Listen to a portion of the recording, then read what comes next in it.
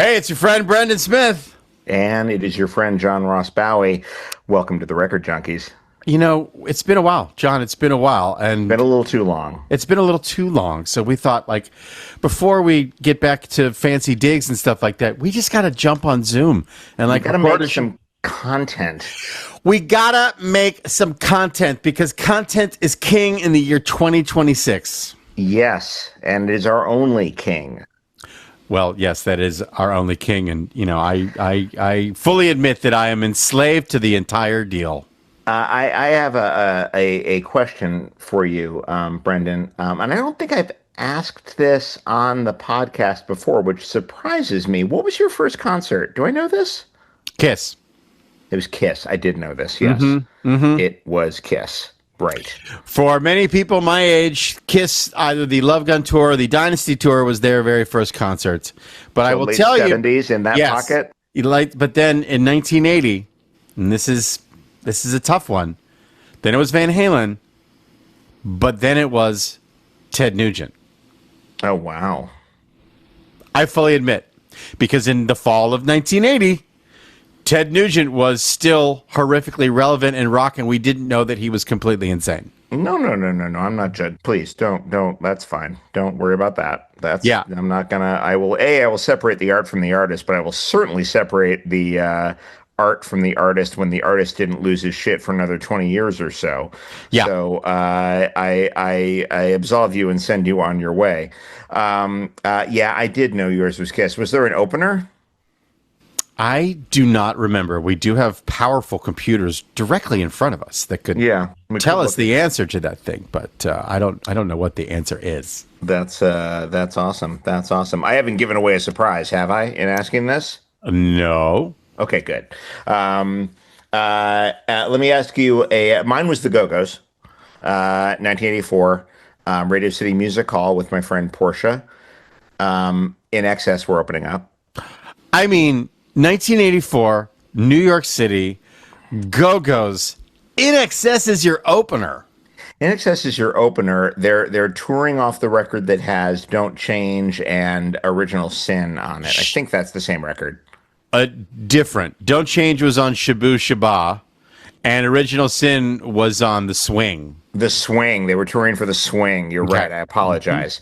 But they were fun, and it was a lot of girls in the audience, obviously for the Go-Go's. But I mean, you could just tell these guys were going to be huge. They were just absolutely had the ladies in the palm of their hand.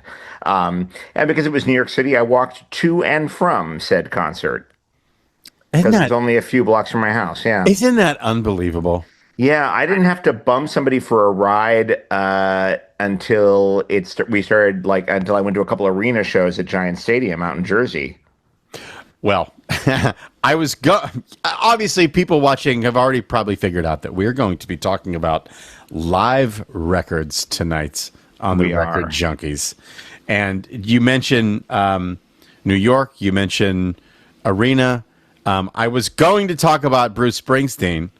And his box sets. Maybe I will in a little while. The 75 to 85 box set? The 75 to 85 box set, a lot of which was filmed Nassau Coliseum, Brendan Byrne Arena, Meadowlands, whole 9 yards. But I mean, New York, I think New York is better than LA in terms of like concert going. I mean, look, it's easier to get around in some regards when you're young. You know, like you can get around without like having to bum a parent or an older brother necessarily. But I don't know. It's apples and oranges. There's lots of great venues in LA. I love seeing shows here. We have phenomenal movie theaters. That's a whole different podcast. There's lovely venues in New York and legendary venues in New York, obviously. I feel like you're going somewhere, though. Actually, what is your favorite venue in New York City? Oh, wow. That's a really, that's a good one. There is a place that I can't believe is still operating called Irving Plaza on Mm-hmm. 15th Street, just off Union Square. Mm-hmm. There's an old, I think it's literally an old ballroom, and part of it is just the fact that I saw so many great shows there. I saw like ska festivals and the Dickies and Superchunk, and I performed there one time with my sketch comedy group. It's a wonderful venue, but also it's not very big. It's probably 400, maybe, if that. And it sounds good, even when you see loud bands there, because sometimes like the loud bands can rattle the rafters of those old places, and it gets a Yep. little muddy, Mm-hmm. you know. Mm-hmm. But it's a wonderful venue for your larger indie bands.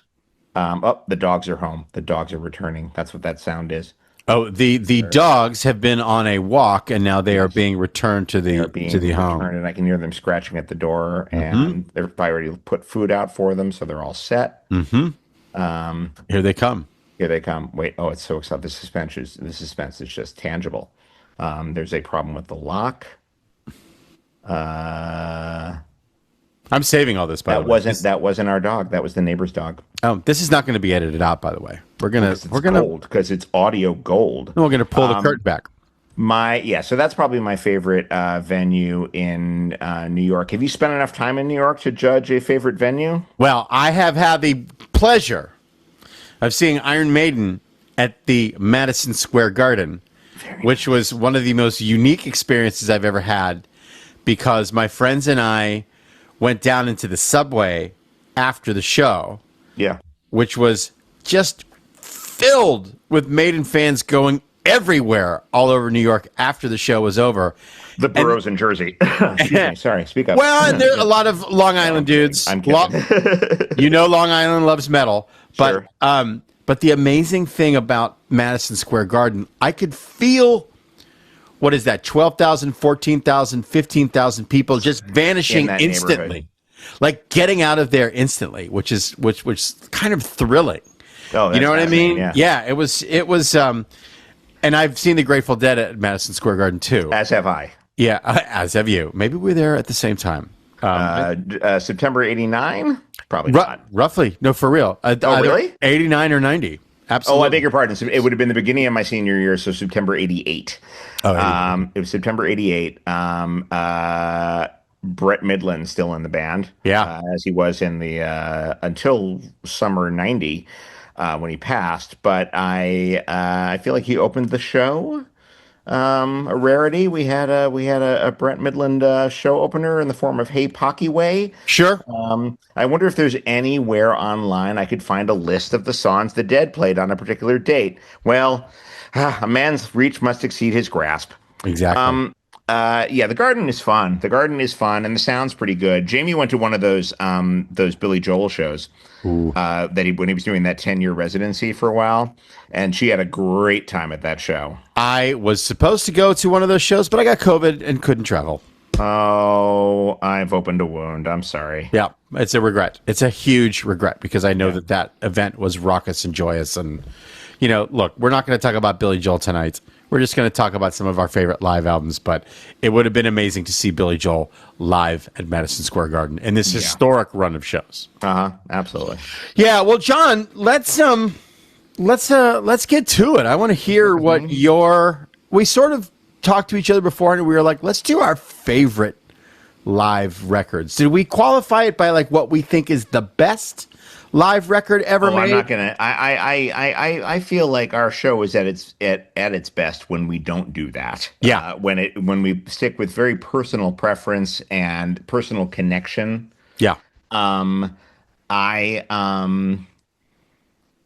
So the record I have picked is not quite a cheat, but it doubles as the soundtrack to what I do think is probably one of the best concert films ever made, because it wants to be a movie more than just a document of a concert.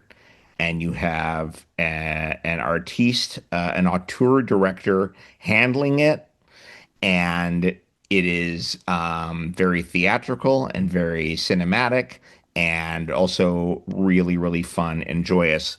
I speak, of course, of Talking Heads, Stop Making Sense. Yay, yay, yay, yay, yay.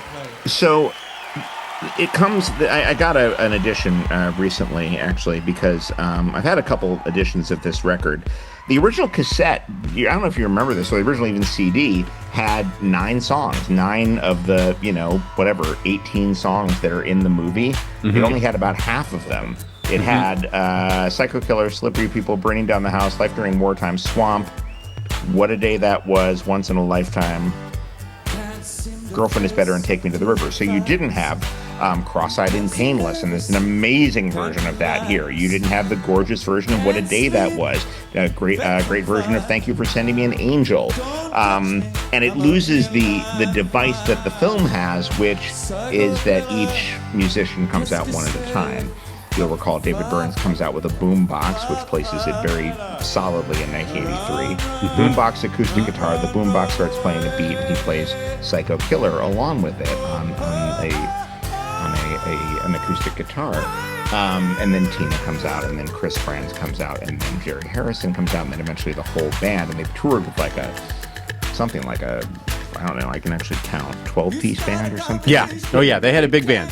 Big band. Yeah. And with a couple people from Parliament Funkadelic, and this incredible percussionist named Steve Scales, who just thickens so many songs, not the least of which is Swamp, where he has a conga break on that. He's incredible on Izimbra. There's so much great stuff. So I had heard of Talking Heads, and Burning Down the House had been a hit, and I thought it was really a cool sounding. I thought it sounded really neat, that song. I hadn't heard anything like it before or since. But then this record came out. The movie came out, and the record came out, and they put out a video for Once in a Lifetime, which was just it's you can't even really see the rest of the band. It's just Byrne, with his same as it ever was shtick and everything. And I was like, this looks really cool. I don't know much about this band, but this looks really cool. And then I remember this very specifically. A guy who was dating my mom and trying to curry my favor got me the cassette for Christmas. Hey, he tried. God bless him. Hey, what was that guy's name? Do you remember? I'm not going to get into it. I'm not going to. Okay. First name? Was there a first name? His name was David. Okay. Good job, David. Nice attempt. Nice attempt. Swing and a miss, but nice attempt. Yeah. The other, although I was very pleased. So I go, this is great. I want to listen to this record. I listened to the cassette a bunch, and I just fell into it. I became just sort of obsessed with it, and I went to go see the movie, oddly enough, with my mom on a Saturday afternoon at the 8th Street Playhouse, which was the legendary theater in the West Village where they used to do the Rocky Horror Picture Show for years. It's moved back to the Waverly now, but that was the place, right? And it was famous for this incredible Dolby sound system. Like, it was a really good sounding theater. And I don't remember why my mom came, but I was obviously not cool enough to invite anybody else. So my mom came very gamely, and we had a great time. And I had been to a couple concerts by this point, maybe only one or two. I think I'd seen the Go-Go's, obviously, and maybe I had seen Howard Jones. But I watched this thing, and I was like, my God, live performance is just where it's at. This is everything, man. This is so cool. And then, there's all these extra songs that were not on the cassette that are in the movie. And this, incredibly... Oh, here's the other fun thing about these arrangements, is that they understand that they're playing in front of an audience, and they tease them a little bit. So the songs don't start the way they start on the records. They'll start with just the keyboard part, and then the other parts will kick in, which is the way Life During Wartime starts on this record. And it's so exciting. And as you can kind of hear the audience start to catch on a little bit, figure out what's happening. The reaction when they realize that they're about to hear Burning Down the House is electric. Yeah. When the build up to Cross-Eyed and Painless is great. So the end of the story should be, and that's when I fell in love with Talking Heads. I like Talking Heads. The studio albums are good. Fear of Music has some genuinely great stuff on it. Speaking in Tongues, which has a bunch of these songs. That was the album they were touring when they did this. Um, Naked has a couple good songs on it, but I really think I just love this incarnation of Talking Heads doing these songs this way. Yeah. Well, I don't have it on vinyl. I've always had it on CD, and I have it on DVD. Yeah. Because when they take all the online stuff away from us in 2027 or 2028, I want to have the physical copy of stuff like Stop Making Sense, because it's incredible. You've been to my house. You know the physical media we have in this house. Well, I'm ready for the grid to collapse. And I encourage everyone to. I'm actually not joking about this. I do encourage people to get physical media, because there could come a day when certain entities are like, yeah, we're not going to stream that anymore. Right. And there's nothing we can do about that. And I love the DVD and I love the movie. It's a historic piece of work. The argument, they're not from New York, but they are of New York, the Talking Heads. They are critical to the success because they met at RISD? They met at Rhode Island School of Design? But Chris Francis from Pittsburgh, he didn't grow up in Queens or the Bronx, or Debbie Harry's from Florida. Come on. Yeah, right. We don't have to get into this. But that's in terms of New York bands of New York, they're one of the most important of the 70s. Period. End of discussion. Absolutely. And they were mind-blowing in what they were attempting to pull off. And there's no one... The interesting thing about Talking Heads is that every once in a while you'll hear traces of them in later bands. Yeah. But they're really one of those artists that, how would you rip off Talking Heads? Where would you even start? Would you do the really spare, guitar, bass, and drum stuff from the first record? Would you do the thicker, they're listening to a bunch of Fela Kuti stuff? Yeah. Where would you start to even try to rip off Talking Heads? You couldn't. They're irreplaceable. Where was Jonathan Demme before he shot Stop Making Sense? I didn't do any research. He was an established director. He was an established film director. He had got his start. He cut his teeth doing movies for Roger Corman. He did cheapy women in prison movies. I believe a film called Caged Heat is his. Sure. And he was, but he had established himself as a slightly more serious director with a film called Melvin and Howard, starring Jason Robards and Paul Le Mat from American Graffiti, right? And about this drifter who runs into Howard Hughes, and it's sort of a tragic comedy about these unlikely friends. And the story goes that Tina Weymouth and Chris Frantz had watched it. They're married. The bassist and the rhythm section is married in Talking Heads. Yep. They'd watched the film at a hotel while they were on tour, had really enjoyed it, and then randomly at a concert, Jonathan Demme showed up, came backstage and said, "Hey, I'm a fan." And they said, "Hey, we're a fan." And Jonathan Demme goes, "I want to film your concert," which they did over 3 nights at the Shrine. Pantages. Wait, I thought they did it at the Shrine Auditorium. No, am I wrong about that? You are wrong about that. It was at the Pantages on Hollywood Boulevard, not the Shrine downtown.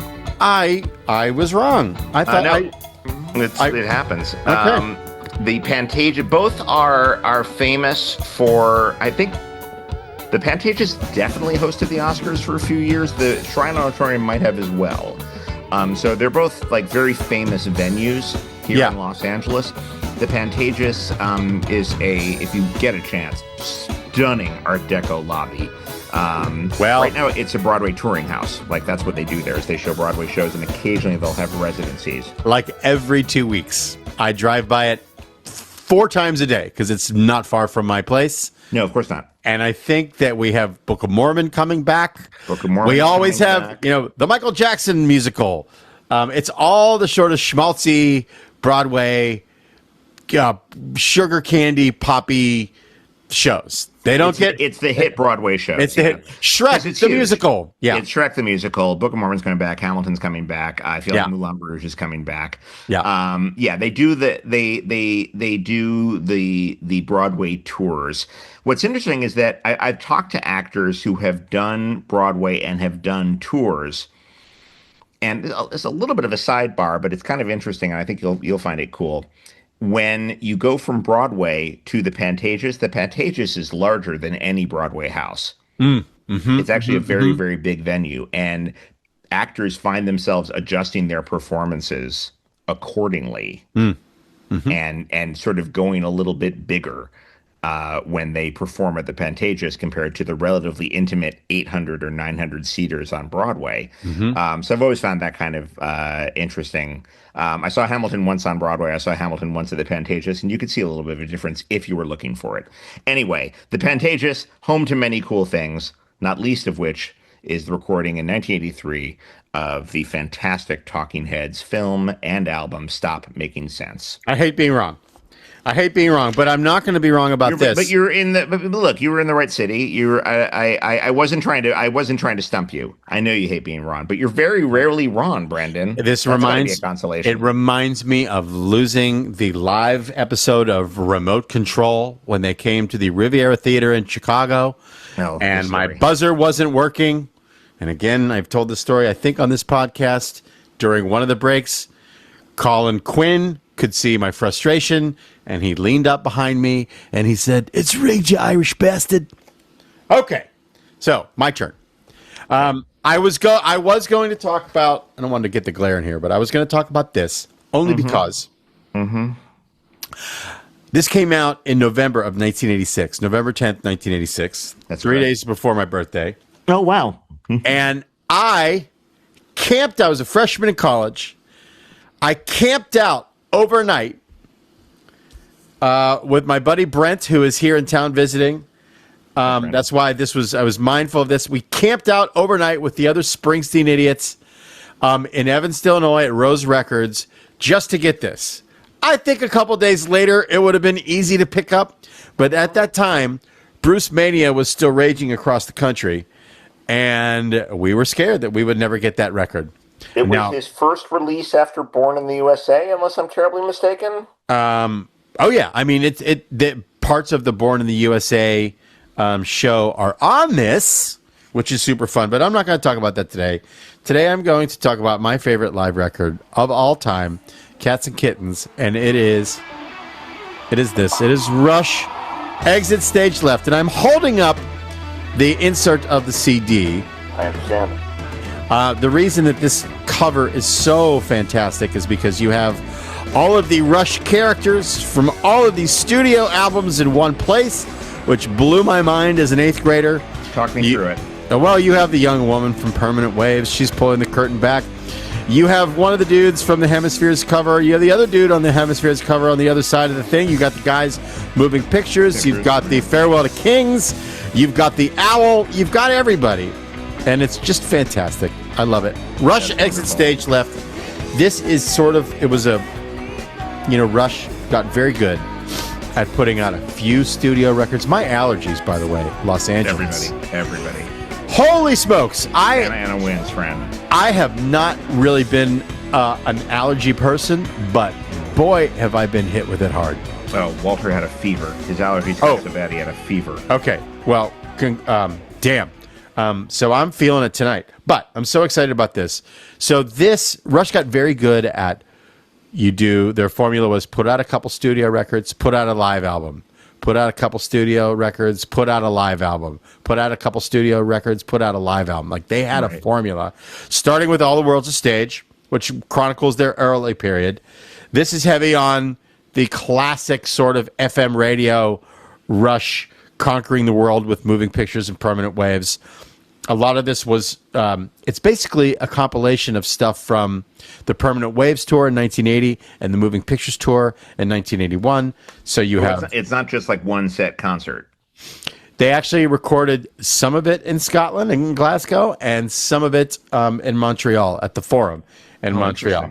But for me, this was, it was everything to me because I had seen Rush by this point on the Moving Pictures tour. And to me, this was sort of like not a concert souvenir, but just a perfect time capsule for me. And I listened to this record again and again and again and again, and I don't know where my vinyl is. And I got very scared when I couldn't find it today. So that's why I'm holding up the CD.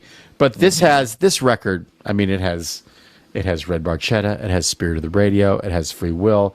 It has Tom Sawyer. Oh my God. La Via Strangiato. Maybe most. Does it have the trees? Of course, it has the trees. It has a phenomenal version of the trees. Excellent. With a little Alex Lifeson acoustic guitar intro that's famous with the fans. But most famously, probably, the Neil Peart drum solo on YYZ, which is, of course, the call letters. Would you call them call letters for the Toronto airport? YYZ? Oh, airport code? Airport code. That's what it is. But that drum solo on that song, on this record, really became a thing with Rush fans. And my claim to fame in college, I got the older guys in my silly fraternity to enjoy me as a young freshman because it was quickly proven that I could air drum that solo perfectly. And when you have a room full of white dudes who are super high and drunk, and they demand that Brendan or Smith do YYZ, do the drum solo. Party trick. It was a party trick that still works for me to this day. Oh, I can't believe I haven't seen it, frankly. I'm more than a little hurt. I'm not a drummer, but I don't think I'm braggadocious, but I will say that I can pull off the drum solo of YYZ. Because I've listened to it so many times. I couldn't love Rush more. I'm so excited to see them this year. Yeah. This is going to be a very somber yet joyful event because for the first time in Neil Peart's history, he's no longer with the band. And Anika Nals from Germany is going to come in and play drums. Yeah, what is her story? She's just a kick-ass drummer. Okay, great. That's her story. And she's played with all kinds of interesting people, but there is a long story about how they came to decide that they had to get back on the road. Even Paul McCartney said to them, you guys should think about getting back out there because people want to hear your music. Wow. And it was something that the Rush nerds, what did I say? Rush nerds. It was something that the Rush nerds hoped for. Mm-hmm. Sure. Because it's been proven that you can do a tribute concert and it could be meaningful. And there are so many drummers out there who are famous Rush fans themselves. Mike Portnoy, Chad Smith from the Chili Peppers. Sure. There's just so many dudes. What's his face from Tool? Tony Carey, Danny Carey, whatever. They had a stable of people to pick from. If they wanted to, they could have taken 3 guys out on the road with them. They could have convinced Dave Grohl to do it. But they found this woman, and she came and jammed with them, as you do. And they just felt a connection with her. And it worked. And they locked in and worked out the songs and found some new, fresh sort of inspiration because they hadn't played with anybody else, Of course not. So it's going to be an amazing thing. But, for Rush fans, this album really seals Neil at the height of his ridiculous early 80s powers. As you know, I'm a casual Rush fan, and even I understand that the man is those are enormous shoes to fill. Yeah, those are enormous shoes to fill. But I'm excited. I am excited. I'm still thinking about going. I really probably. You and I will have to have a sit-down powwow with our friend Brian Posehn, who I'm sure already has the fancy passes to the backstage area that allows him to congregate with the band or whatnot. Well, I don't know, but on this very podcast, you talked about geeking out in front of Getty at one point, and just not feeling great about it afterwards. So I know he has backstage access to a lot of big bands. I don't know if he can go backstage at Rush. He might be able to because he's friends with that guy from the Trailer Park Boys. Yes. And Canada is a small country in some ways. Yes. No, Brian Posehn's going to get backstage at Rush. But we're going to be there to cheer him on as he vanishes into the wings of the Los Angeles Forum. 100%. They're playing 7 or 8 nights, so it's going to be amazing. So that's my record, the most important live record to me. Brendan Smith, Rush, Exit Stage Left. John, my allergies are punching me in the face right now. You want to take your eyes out and wash them? This is Gesundheit. Wow. Oh my God. People of Earth. And I hope that if you're in Southern California, you're taking Claritin or whatever you need to do to get through this. I do hope so. My Goyim. So that's my way of saying, let's first say thank you to the people for chiming in again, for watching us. Thank you, people. We will be getting back on track very soon. We just wanted to, again, put some content out there and reconnect with everybody. Please like and subscribe on YouTube and tell us your favorite live album down in those comments down there. I'd love to hear your thoughts too. On Instagram. Do it on Instagram. Tell us whatever you need to. I want to hear what your favorite live album is. I'm sure I'm missing out on stuff. And go esoteric. Hey, Brendan, we have a few minutes here. I am going to ask you one more question. Yes. Have you ever been in the audience for a concert that became a live record? Oh my God. I mean, probably a dead show probably counts because we've all been for bootlegs. Yes, Iron Maiden, Flight 666. I'm in the crowd at the Forum, and there's a video. That's a movie. It's a documentary. There was a release put out there, live release from that. I think I'm actually on a couple Iron Maiden live recordings. But I know where I'm at if you watch the movie Flight 666. Oh my God, I'm blanking on the song. I wish I would have done my research. I want to say it's Hallowed Be Thy Name or something. It's toward the end of the show. Toward the end of the show, yeah. But I am very close up front. And I know where I'm at in the, I'm not wearing anything that distinguishes me from other people, but I am there. Do you have an answer for that? I have two. I did see Maiden on that tour, but nothing from the Irvine concert made it to the album. I have two. Paul Simon, Live in the Park, summer 91. I mean, come on. That's huge. You Can't Quite Make Me Out. Yep. And then on the other end of the spectrum, Chaos Rules, the Dead Milkmen live at the Trocadero. Well, in Philadelphia? Yeah, in Philly. Wow. I went to Philly because it was going to be their farewell show. The Troc. I had seen them a bunch, and I went to go see them. And that's a really fun record. They're just full of piss and vinegar, and they think they're going out with a bang. I've seen them 2 or 3 times since then, but since their farewell show in '94. But God love them, they remain absolutely delightful. Yeah, good answers all around. Good answers all around. I think that there's replacements.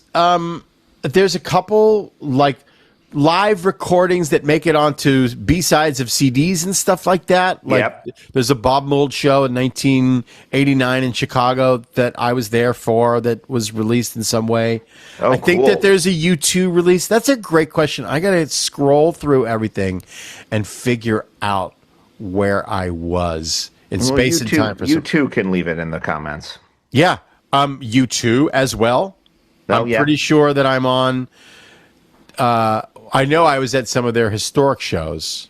Like my brother was at the Arizona State University Stadium when they played on the Joshua Tree tour, and they filmed that for Rattle and Hum. Rattle and Hum, yeah. My brother was in the. My brother was in the crowd for that, which I think is pretty cool. That's pretty cool indeed. Yeah, that's pretty cool indeed. Yeah, excellent. That's a great question. I love that. Okay, well, I love you. I love you too. We love the fans. Let's into the station. Let's pull up. Let's land the plane. Well, let's get a seat in the emergency room because I need Claritin. I need someone to help me deal with the. Oh my God! Good Lord! Yeah, you're having. I can see it in your eyes. You're having a time. Yeah. You're having a real time. All right. Love you, and I will talk to you very soon. Thank you, fans. Thank you. Record Junkies, stick with us.